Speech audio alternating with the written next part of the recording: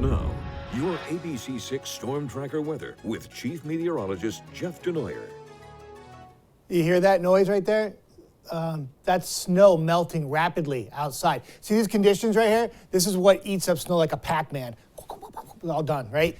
Fog, dew points in the 40s, and it's not going anywhere. So the snow melting will take place all night long because the temperatures aren't dropping. A lot of you asking me, can we really erase 20 inches of snow with one rain event?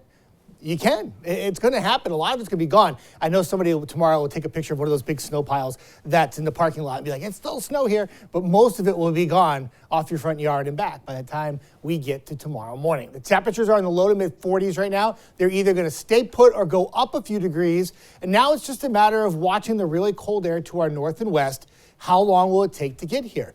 And that's a big part of the forecast because obviously if we replace 40s with 20s, that's going to change the precipitation from rain to freezing rain to sleet. And now we're talking about icing. And this will all take place, but not tonight. It comes more towards tomorrow afternoon for our area. In the meantime, fog will be a big concern. Near zero visibility in Smithfield right now. Half mile in Providence, quarter mile in Newport, and less than 2 miles in Taunton. Fog's not going anywhere tonight, and that's going to keep eating up the snow. It's on the ground, too. And then you get periods of rain to go along with it. Here's your temperatures.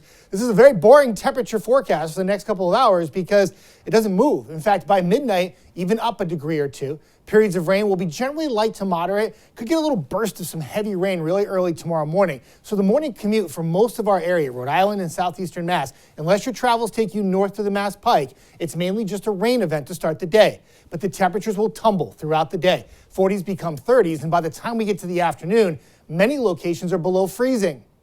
What does that mean? We switch it over to sleet. We switch it over to freezing rain. And anything that's wet, which a lot of things will be wet tonight after half an inch of rain and all that snow on the ground, could freeze up and become icy. So a winter weather advisory, it kicks in at 6 a.m. and goes till 7 p.m. on Friday for Rhode Island and southeastern Mass.